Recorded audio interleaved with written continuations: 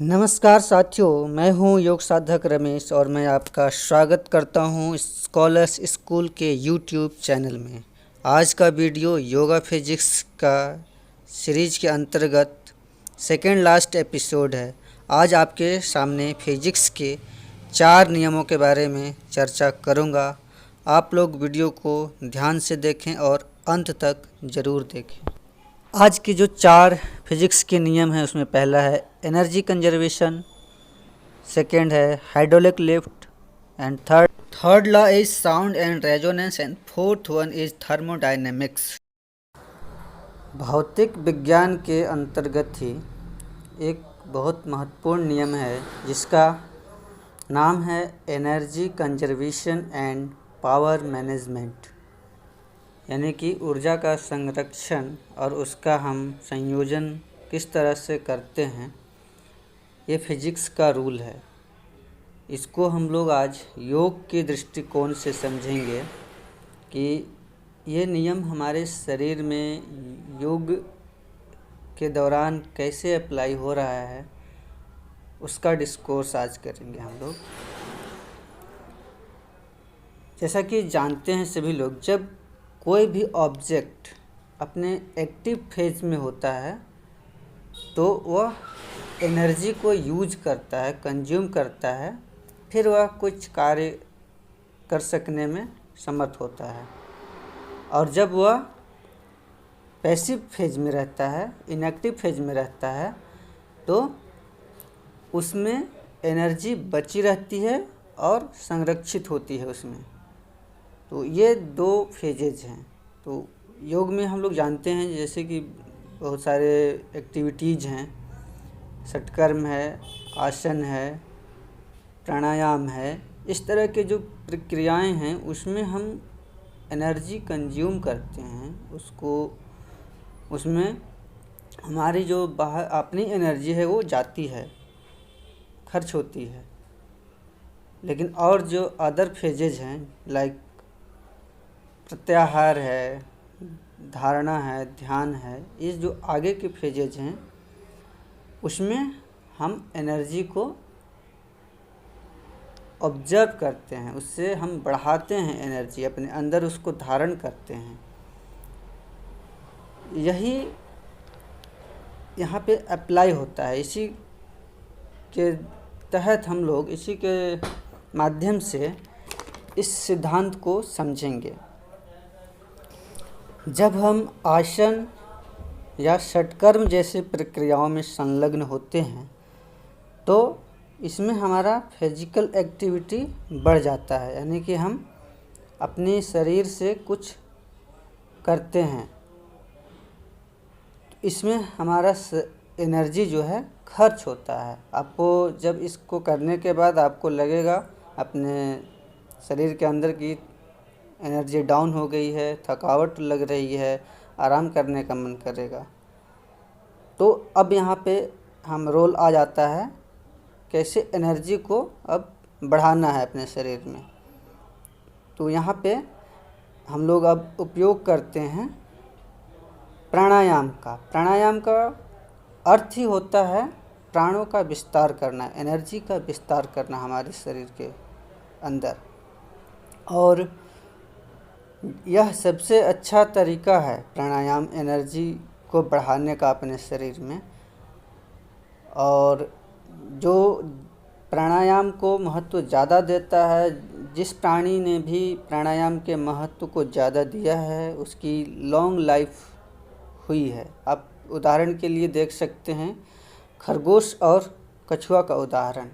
खरगोश बहुत rapid breathe करता है, तेज़ सांस लेता और छोड़ता है। उसकी 1 मिनट की जो हृदय गति है बहुत तेज़ होती है। उसी हिसाब से उसका जीवन जो आयु है उसकी वो कम होती है। और उसी के अपेक्षा अगर हम देखें कछुआ का जीवन, तो वह अपने जीवन में या अपने दैनिक जीवन में भी वो उसकी जो बनावट है, नेचर का जो उसका प्रकृति का वरदान है उसके पास, वह बहुत धीरे धीरे सांस लेता और छोड़ता है। वह 1 मिनट में मुश्किल से 2 या 3 सांस लेता या छोड़ता है, और उसकी आप आयु देख सकते हैं कि वह बहुत लंबे दिनों तक जीता है। यही कुंजी है शरीर में एनर्जी को बढ़ाने का और लंबे जीवन जीने का भी। आप जितना डीप ब्रीथ करेंगे, लंबा सांस लेंगे और बहुत देर तक छोड़ेंगे, तो यही आप के लिए एनर्जी कंजर्वेशन का यहाँ पे रोल प्ले हो जाता है।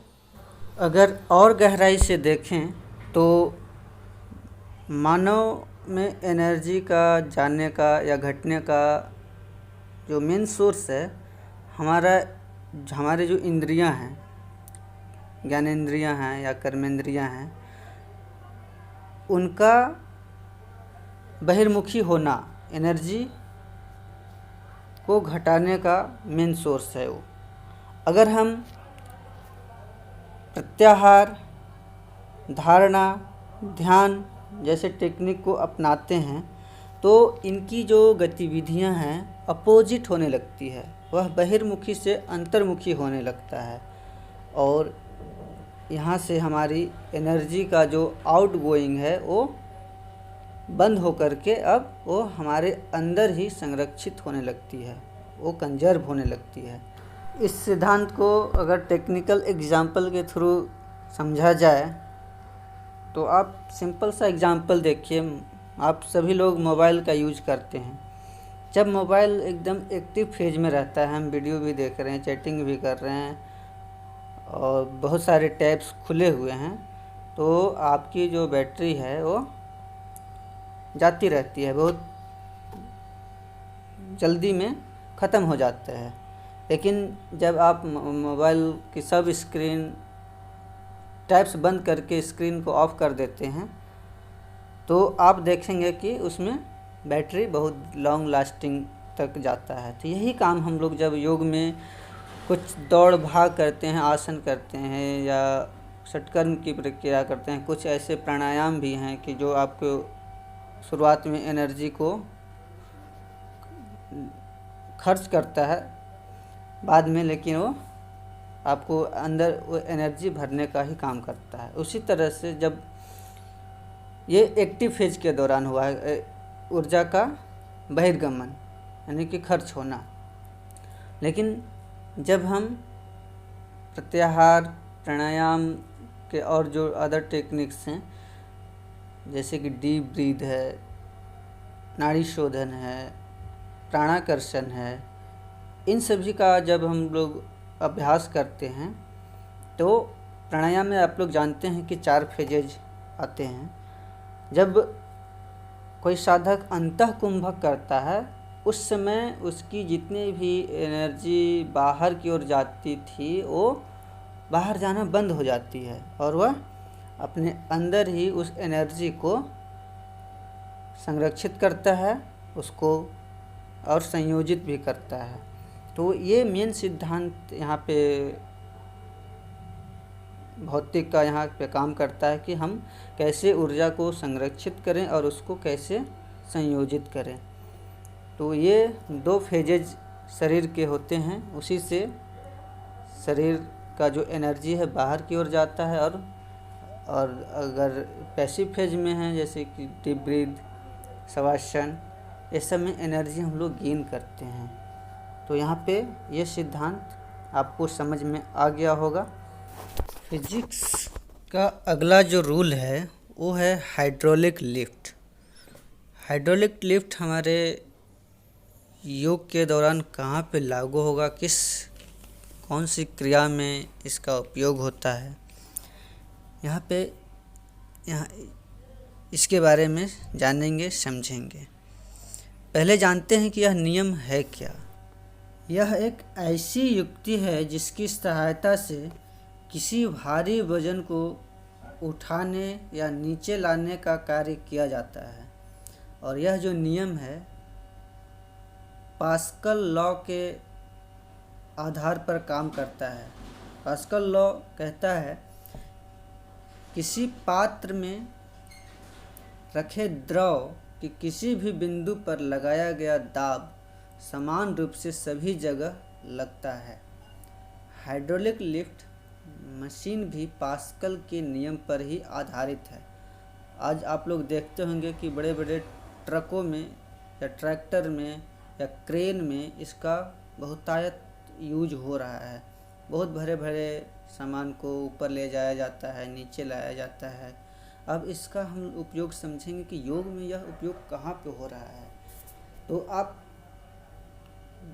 जब करते हैं कुछ योग की क्रियाएं, जैसे षटकर्म है, षटकर्म में और मुद्रा बंध है, उन क्रियाओं में एग्जाम्पल के लिए कपालभाति, अग्निसार का अभ्यास, उद्यान बंध, नौली, ये सब जितनी ही प्रक्रियाएं हैं योग में, ये सभी की सभी हाइड्रोलिक लिफ्ट सिद्धांत पर आधारित होता है।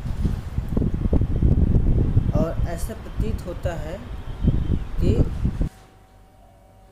इसमें हम अपने जो पेट की मांसपेशियां हैं कुछ क्रियाओं में कैसे ऊपर की ओर खींच ले जाते हैं। उद्यान बंध देख लीजिए, अग्निसार देख लीजिए, तो उसमें मांसपेशियों को एक वैक्यूम क्रिएट करके ऊपर की ओर ले लिया जाता है। तो यहाँ पे हाइड्रोलिक लिफ्ट के सिद्धांत ही अप्लाई होता है। आइए अब नेक्स्ट नियम को समझते हैं, जिसका हम लोग चर्चा करने वाले हैं। वह उसका नाम है साउंड वेव एंड रेजोनेंस। ये जो सिद्धांत है इसका उपयोग कहाँ हो रहा है। जब हम कोई मंत्र चैंटिंग करते हैं, उदाहरण के लिए जब हम ओम का चैंटिंग कर रहे हैं या सोहम की ध्वनि कर रहे हैं और भ्रामरी प्राणायाम कर रहे हैं, उस समय सबसे पहले हमारे निचले शरीर, जैसे कि नीचे का जो पार्ट है पेट के नीचे का, वहाँ से शरीर, पेट एवं बाद में चेहरे में क्रमशः ध्वनि रेजोनेट होता है, यानी कि गूंजने लगता है। स्टार्टिंग हमारे नाभि से होता है। ध्वनि का जो गुंजार है, उसका जो स्पंदन है, वो नाभि से स्टार्ट हो जाता है और फिर आगे चल के वह हमारे ऊपर के भाग में परिलक्षित होने लगता है। ओम उच्चारण एवं भ्रामरी प्राणायाम के दौरान ध्वनि तरंग हमारे शरीर के अंगों, ऊतकों एवं कोशिकाओं का भेदन करती है, जो हमें दैवीय चिकित्सीय अनुभव प्रदान करते हैं।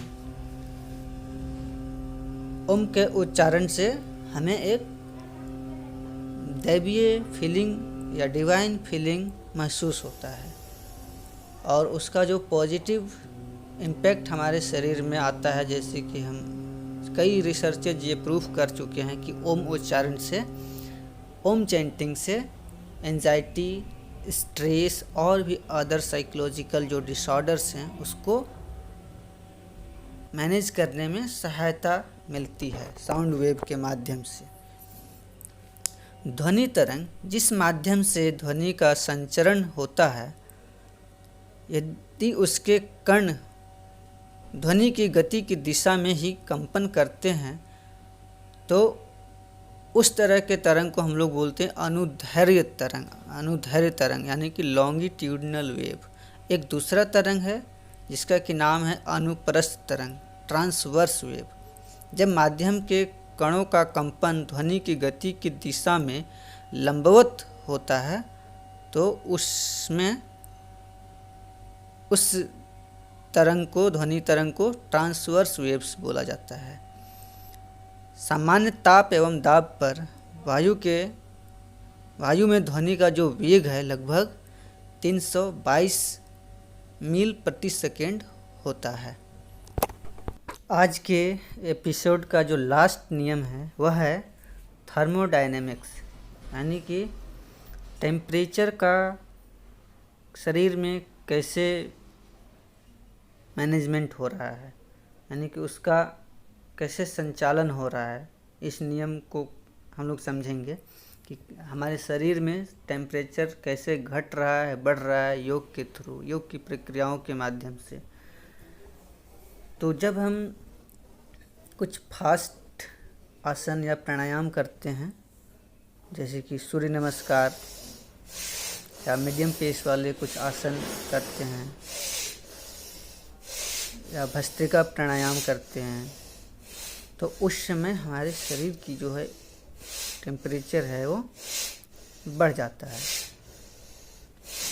और जो घटाने का जो साधन है वो हमारे पास है, एक तो डीप ब्रीथ है, ध्यान की कुछ प्रक्रियाएं हैं, और प्राणायाम में जैसे शीतली है, शीतकारी, चंद्रभेदी, ये हमारे शरीर की जो टेम्परेचर है उसको कम करती है, यानी कि हमारा शारीरिक तापमान को यह घटाती है।